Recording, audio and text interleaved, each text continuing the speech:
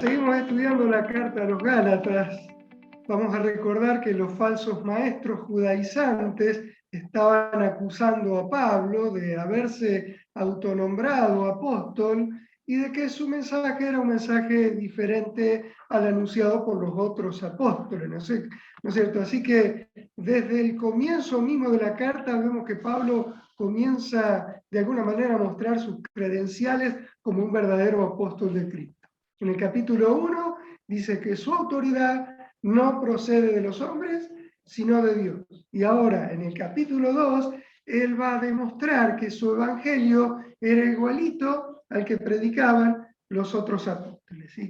Y que además él tuvo la autoridad suficiente para reprender y corregir a aquel que era respetado por todos como el apóstol principal. Esto es a Pedro, ¿no es cierto? Muy bien, vamos a Gálatas 2, verso 1, dice así la palabra. Entonces, después de 14 años, dice Pablo, subí otra vez a Jerusalén con Bernabé, llevando también a Tito.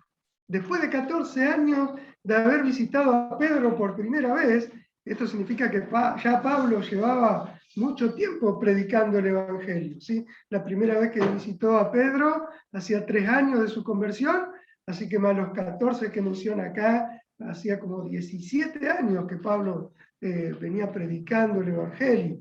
Y dice que subió otra vez a Jerusalén con Bernabé y llevó consigo a Tito.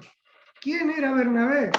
Bueno, Bernabé fue un cristiano judío y un gran colaborador de Pablo, quien lo respaldó ante los demás apóstoles cuando ninguno quería juntarse con él después de su conversión, ¿se acuerdan?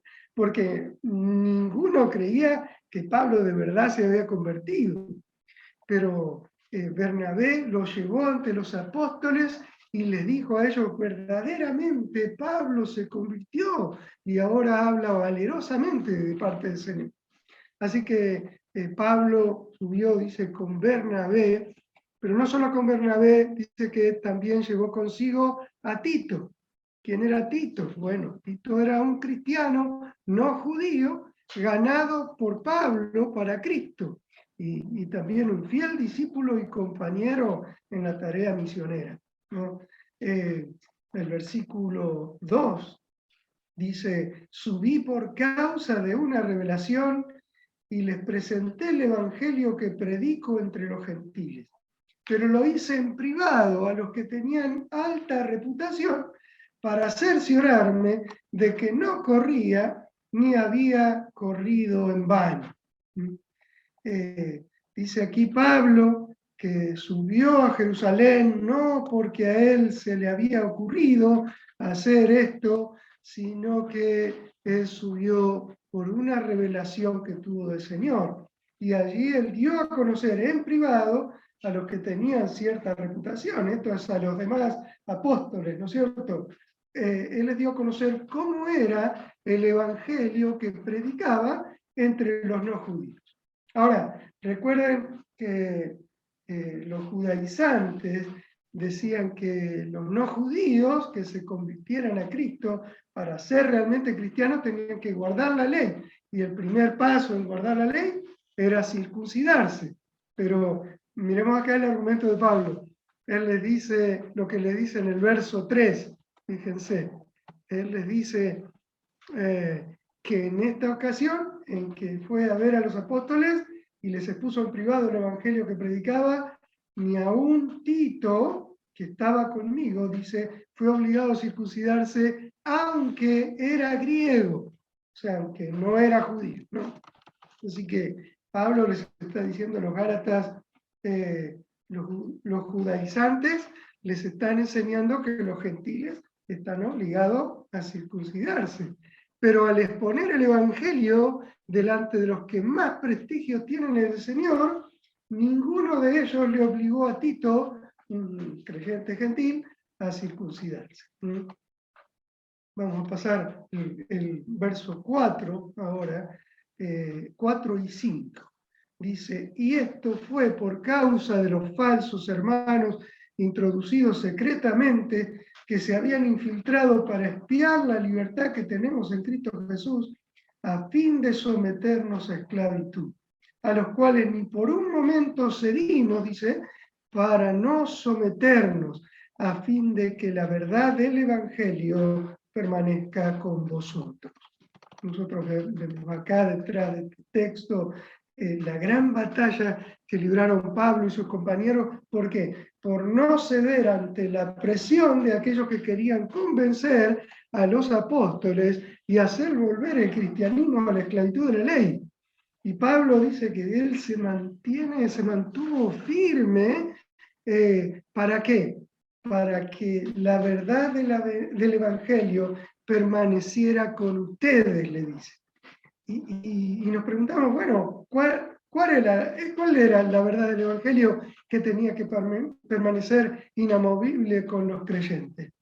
Bueno, que los hombres no son declarados justos ante Dios en base a su cumplimiento de la ley, sino que son justificados solamente por depositar su fe en Cristo. Así que estos falsos hermanos, dice Pablo, querían que renunciemos a la verdad del Evangelio para reducirnos a la esclavitud, ¿no? Los judaizantes estaban ahí metiendo presión a los apóstoles para que Tito fuera circuncidado y así lograr probar que los no judíos debían guardar la ley de Moisés, ¿no? Lo cual hubiera resultado en volver a los ritos de la ley. ¿Y cuál era la verdad del Evangelio que debía permanecer inamovible con los creyentes? Que los hombres no son declarados justos ante Dios en base a su cumplimiento de la ley, sino que solamente son justificados por depositar su fe y su confianza en Jesucristo. Así que estos falsos hermanos querían, dice Pablo, que renunciemos a la verdad del Evangelio para reducirnos otra vez a la esclavitud, ¿no? Ahí vemos que los judaizantes metían presión a los apóstoles para que Tito fuera circuncidado y así lograr probar que los no judíos, deben guardar la ley de Moisés, lo cual hubiera resultado en volver otra vez a los ritos de la ley con la idea de obtener salvación a través de ellos. Ahora, nosotros sabemos que la circuncisión del antiguo pacto era una figura de lo que Dios iba a hacer en el nuevo pacto, cuando Dios iba a quitar las impurezas del corazón de los cristianos, santificándolos, ¿no? Un corazón circuncidado, va a decir Pablo más adelante, es un corazón que realmente sirve a Dios en su espíritu y que ha dejado de confiar en los méritos humanos para su salvación, ¿sí? Eso lo dice en Filipenses, ¿sí? Dice, porque nosotros somos la circuncisión, los que en espíritu servimos a Dios y nos gloriamos en Cristo Jesús, no teniendo confianza en la carne. Nosotros, los cristianos, dice Pablo, somos la verdadera circuncisión, los que le damos solo la gloria a Cristo y no ponemos para nada nuestra confianza en esfuerzos humanos, ¿no? Así que detrás de los judaizantes estaba la doctrina diabólica que deposita fe y confianza no en los méritos de Cristo, sino en el esfuerzo humano, que por ser esfuerzo humano solamente puede producir una religiosidad externa. Pero Pablo sabía bien que esto no era efectivo, ¿no? Y lo sabía de primera mano, porque él en otro tiempo había sido el máximo exponente de esa manera religiosa de pensar. Recordemos que en la carta a los filipenses él deja claro que todo su esfuerzo religioso por cumplir la ley no le sirvió para nada, ya que por las obras de la ley, va a decir más adelante, ningún ser humano será justificado delante de Dios. Versículo 6 del capítulo 2 de la carta a los Gálatas. Dice Pablo, y de aquellos que tienen reputación de ser algo, lo que eran, nada me importa, Dios no hace excepción de personas, pues bien, los que tienen reputación, nada me enseñaron, sino al contrario, al ver que se me había encomendado el Evangelio a los de la incircuncisión, así como Pedro lo había sido a los de la circuncisión, porque aquel que obró correctamente para con Pedro en su apostolado, a los de la circuncisión, también obró correctamente para conmigo en mi apostolado a los gentiles. Verso 9, y al reconocer la gracia que se me había dado, Jacobo, Pedro y Juan, que eran considerados como columnas, nos dieron a mí y a Bernabé la diestra de compañerismo para que nosotros fuéramos a los gentiles y ellos a lo de la circuncisión. Solo nos pidieron que nos acordáramos de los pobres, lo mismo que yo estaba también deseoso de hacer. Así que Pablo, con estas palabras, derriba las acusaciones falsas contra él de que el evangelio que predicaba era diferente al que predicaban los demás apóstoles. Él está mostrando que aquellos que eran los grandes maestros de la iglesia, las columnas de la iglesia, como Pedro, Santiago y Juan, le dieron a Pablo y a Bernabé la diestra en señal de compañerismo, mostrando que estaban en todo de acuerdo con el evangelio que predicaban. Ellos reconocieron, dice, la gracia de Dios en Pablo para predicar el evangelio a los gentiles, así como Pedro tenía que predicar a los judíos, ¿no? Asimismo, reconocieron que el mismo Dios que actuó en Pedro en su apostolado a los de la circuncisión, o sea, a los judíos, es el mismo Dios que actuó en Pablo para su apostolado hacia los de la incircuncisión, esto es, a los no judíos. Así que vemos claramente aquí el apoyo de los demás apóstoles a Pablo, ¿no? Y para cerrar su defensa, Pablo va a contar ahora que cuando Pedro, quien era considerado el apóstol mayor, necesitó ser confrontado y corregido, él tuvo realmente la autoridad suficiente para exhortarlo y reprenderlo. Y el hecho de que Pedro recibiera esta exhortación y que más adelante en una de sus cartas lo llame nuestro amado hermano Pablo, y que además Pedro ponga los escritos de Pablo a la par de las otras revelaciones divinas, esto muestra a las claras esa autoridad reconocida por los otros apóstoles y dada por Jesucristo, que los judaizantes se negaban a reconocer en Pablo, ¿no? Ahora, como ustedes saben, el apóstol Pedro fue aquel hombre a quien Dios usó para abrir la puerta de la salvación a los gentiles, ¿no? Él, como buen judío, jamás hubiera entrado a la casa de un no judío, ¿no? Pero el Espíritu Santo le ordenó que fuera a la casa de un no judío llamado Cornelio, ¿no? Y Dios estaba obrando en la vida de Cornelio. Y Pedro, cuando va a la casa, le dice a él y a toda la familia ahí reunida: ustedes saben cuán abominable es para un judío juntarse o acercarse a un extranjero no judío. Pero dice, pero a mí me ha mostrado Dios que a ningún hombre tengo que llamar común o inmundo. Así que después de esto, Pedro les predica el Evangelio, el Espíritu Santo cae sobre todos los que estaban ahí reunidos, oyendo el mensaje, y luego Cornelio y los de su casa son bautizados, y así ellos llegan a ser los primeros cristianos gentiles, ¿sí? Así que este hecho marcó un antes y un después en la iglesia, que hasta ese momento había estado compuesta solamente por judíos, ¿no? Pero como nosotros vamos a ver, la conversión de los gentiles instaló realmente una gran polémica entre los cristianos judíos. Y Pablo fue realmente quien tuvo más luz de Dios en este asunto. Así que vamos ahora a Gálatas 2, 11 al 12. Y Pablo va a contar lo siguiente. Pero cuando Pedro vino a Antioquía, me opuse a él cara a cara, porque era de condenar. Porque antes de venir alguno de parte de Jacobo, él comía con los gentiles, pero cuando empezó a retraerse y apartarse, porque temía a los de la circuncisión. O sea, después de la conversión de Cornelio y de su familia, Pedro se juntaba sin problema con los gentiles. comía con ellos, vivía de acuerdo a la nueva revelación que Dios le había dado.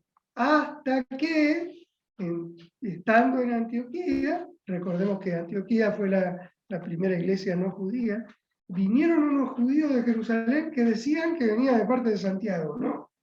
Y estos judíos legalistas consideraban que sentarse a la mesa con gentiles y comer cosas impuras para la ley era algo impensable.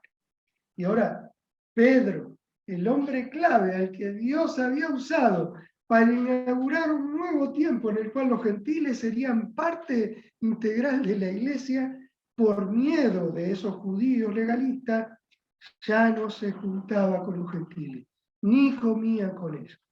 Y esto no por falta de convicción, porque Dios mismo le había dicho en una visión, ¿se acuerda? Esa visión donde bajaba un lienzo del cielo, donde aparecían todo tipo de animales, ¿no?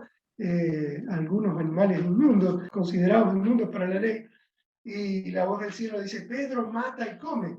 Y él le había dicho, no, Señor, yo nunca comí nada impuro, ¿no? Y la voz del cielo le dijo la segunda vez, no llames común e impuro a aquello que Dios limpia. Así que ahora Pedro podía sentarse a la mesa de un gentil, podía comer lo que fuere que él le sirviera sin problema ninguno de conciencia, y él usó esa libertad para tener comunión con sus hermanos gentiles, hasta que, dice Pablo, llegaron estos judaizantes. Versículo 13, y el resto de los judíos se le unió en su hipocresía, de tal manera que aún Bernabé fue arrastrado por la hipocresía de ellos. Bueno, aquí vemos la fuerte influencia del liderazgo en la iglesia, ¿no? Si un líder se desvía, otros lo van a seguir, ¿no? Así que los cristianos judíos que estaban con Pedro también simulaban no querer tener nada que ver con los gentiles, ¿no?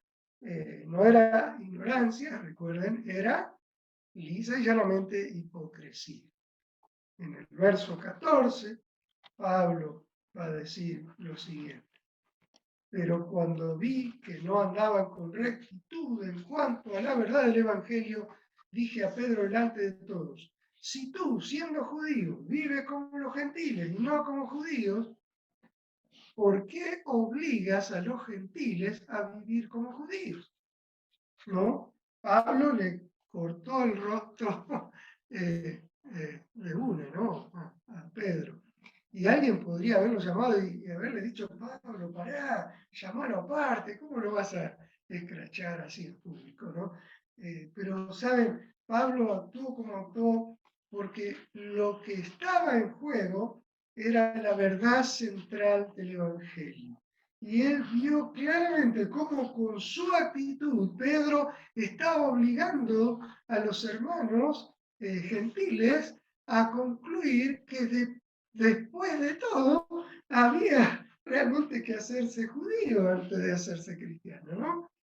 Y Pablo se dio cuenta que esto tergiversaba totalmente el mensaje de salvación. Y si no quedaba bien clarito que ese mensaje de salvación declaraba que todos aquellos que ponen su fe y su confianza en Cristo son iguales delante de Dios sin distinción ninguna de raza, ya que todos, judíos y gentiles, se salvan solo por depositar su fe en Cristo, si esto no quedaba clarito, desde el principio, entonces todo se hubiera perdido. ¿Por qué? Porque se hubiera propagado un evangelio falso, que hubiera dejado a todos bajo la maldición de la ley, ¿no? Ahora, nosotros muchas veces creemos que un buen líder siempre debe ser suave, que debe ser diplomático, ¿no es cierto? Pero en este pasaje, la palabra nos muestra que hay momentos en la vida en la que la diplomacia no deja las cosas muy en claro, ¿no es cierto?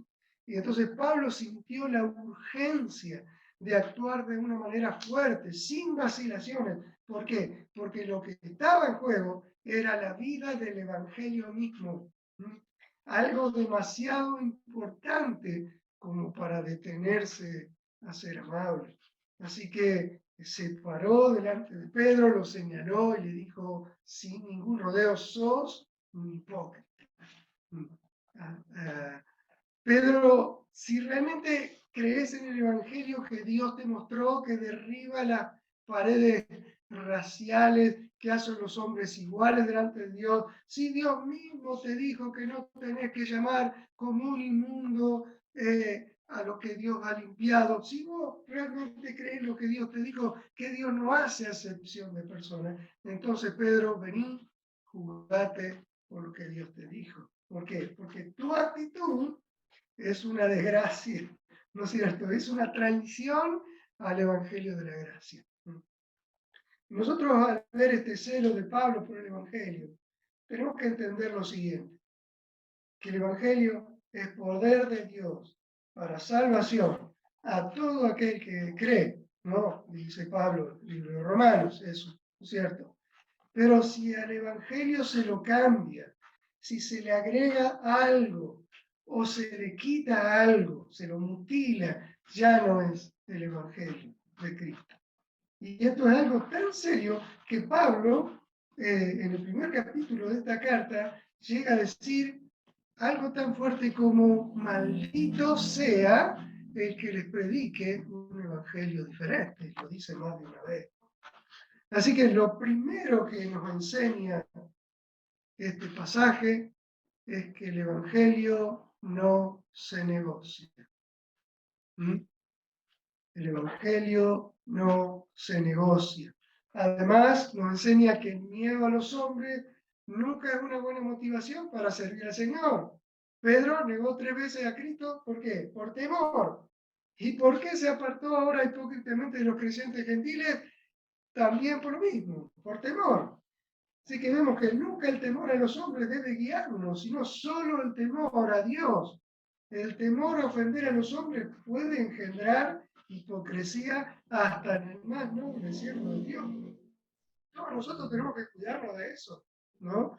Porque si le pasó a Pedro, puede pasarnos a nosotros también, ¿no?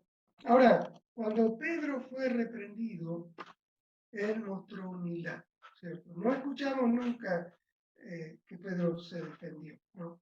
Él entendió y aceptó los argumentos de Pablo, sabía que venían de parte del Señor.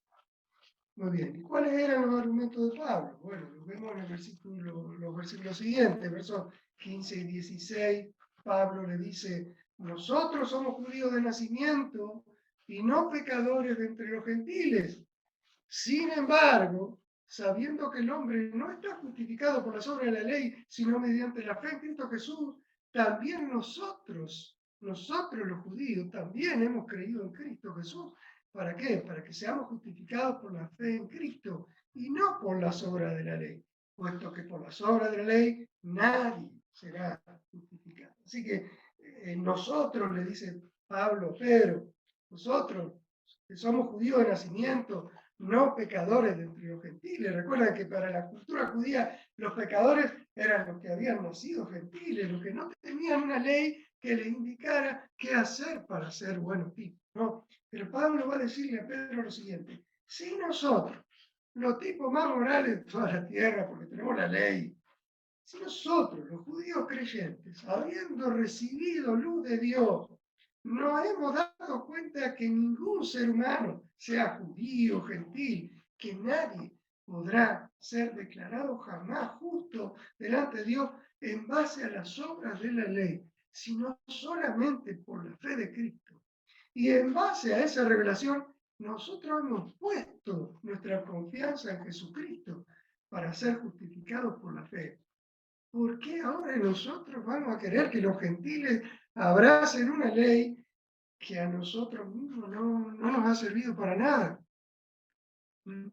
Verso 17 dice así, pero si buscando ser justificados en Cristo, también nosotros, recuerden que nosotros los judíos, hemos sido hallados pecadores, ¿es Cristo entonces ministro de pecado? De ningún modo, porque si yo reedifico lo que en otro tiempo destruí, yo mismo resulto transgresor. Cuando buscamos ser justificados por nuestra fe en Cristo, dice Pablo, ese mismo hecho delata que nosotros los judíos somos también pecadores, ya, por más que no lo querramos admitir, ¿no? Ya que nuestra propia justicia no nos ha servido para nada. ¿Quiere decir esto que Cristo está al servicio del pecado? De ninguna manera. Porque si uno vuelve a edificar lo que antes había destruido, esto es el viejo régimen de la ley, ¿no? Si uno vuelve a meterse en un sistema de obras que lo deja siempre como transgresor y pecador, porque jamás va a poder cumplir perfectamente la ley, ¿no es cierto? No, eso no sirve, ¿no es cierto? En cambio, la justicia que viene por la fe en Cristo es un regalo de Dios. Ahora, una de las principales acusaciones contra Pablo era que su evangelio de justificación solo por la fe animaba a las personas a pecar. Los acusadores decían que si las personas no tienen por qué guardar la ley para ser aceptadas por Dios, ¿por qué iban a preocuparse por su manera de vivir? ¿No? Van a tirar la chancleta, ¿no es cierto? Van a ser cualquiera. Pero lo que estos acusadores ignoraban es que esa fe que depositamos en Cristo para ser justificados delante de Dios, si es una fe genuina, va a producir obediencia, va a producir santidad. El creyente verdadero, aunque eventualmente tropiece con algún pecado, ya no puede seguir viviendo como antes en un estilo de vida pecaminoso. ¿Por qué? Porque el creyente verdadero ama a Cristo, desea obedecerlo y por eso no va a tomar jamás la gracia como una licencia para pecar. Porque Dios ha tocado su corazón ha sido cambiado. Ahora tiene un compromiso de amor con Cristo, no una lista de reglas. ¿Eh? Así que, bueno, versículo 19, dice Pablo, pues mediante la ley yo morí a la ley a fin de vivir para Dios. ¿Qué quiere decir Pablo aquí? Que cuando él intentó obedecer la ley misma lo condenó. ¿Por qué? Porque la ley me dice qué hacer y qué no hacer, pero no me da poder para cumplir sus exigencias. Así que morí a la ley, dice Pablo. Es decir, dejé de intentar cumplir todas sus exigencias a fin de vivir para Dios. Y a continuación, Pablo va a expresar dos grandes misterios de la fe cristiana que refuerzan la respuesta a la pregunta por qué los creyentes que no están bajo la ley no toman eso como una excusa para pecar, ¿no? Y Pablo va a hablar primeramente de su unión con Cristo. Dice, con Cristo he sido crucificado. ¿Mm? En otras versiones, con Cristo estoy juntamente crucificado. Ustedes saben, la Biblia enseña que cuando el hombre deposita su fe en Jesús, se hace uno con Él. Es decir, llega a ser parte del mismo ser de Jesús. Pablo va a decir en 1 Corintios 6:17, porque el que se une al Señor, un espíritu es con Él. Recuerden, en Juan 15, Cristo enseñó la misma verdad, que así como las ramas están pegadas al tronco de la vid, así el creyente está pegado a Cristo. Y por estar unidos a Cristo, unidos inseparablemente a Él, es que Pablo llega a decir, con Cristo estoy juntamente crucificado.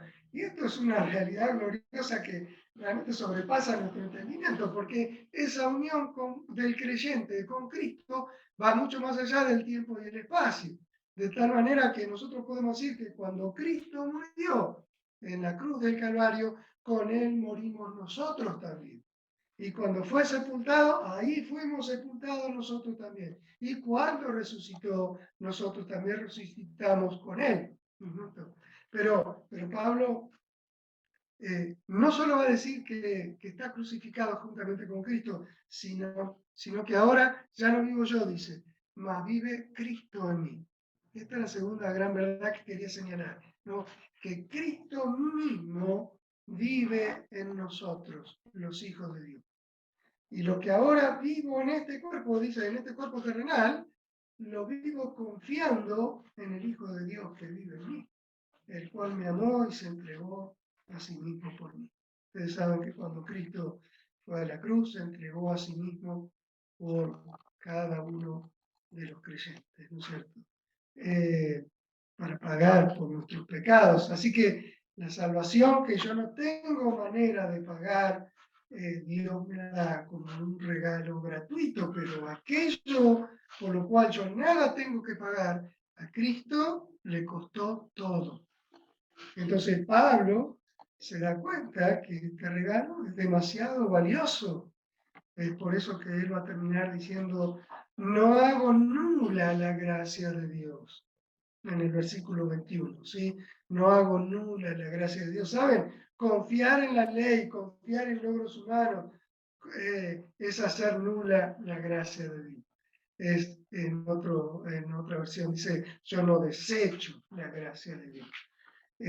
Así que Pablo dice, yo no confío en mis méritos, confío en los méritos de Cristo a mi favor.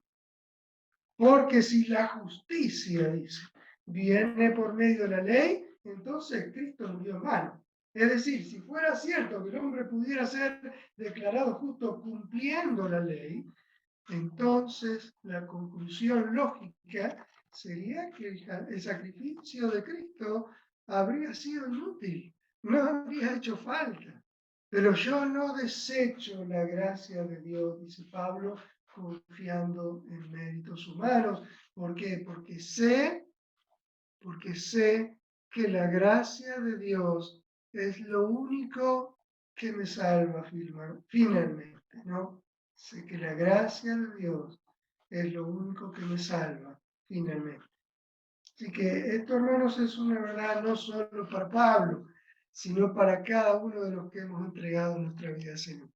Por tanto, no desechemos nunca la gracia de Dios confiando en méritos humanos.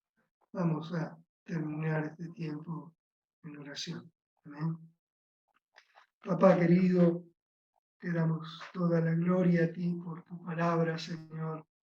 Te damos gracias, Señor Todopoderoso, por esta salvación tan grande, Señor, tan preciosa que nos das por gracia, gratuitamente, Señor Todopoderoso, por la cual no hemos tenido que pagar. Pero, Señor, que tomemos conciencia, Señor, de que eso que a nosotros no nos cuesta nada, a Cristo le costó todo. Y eso agiganta, Señor, el amor por Cristo, Señor. Tu palabra nos dice, Señor, que si nosotros le amamos es porque Él nos amó primero.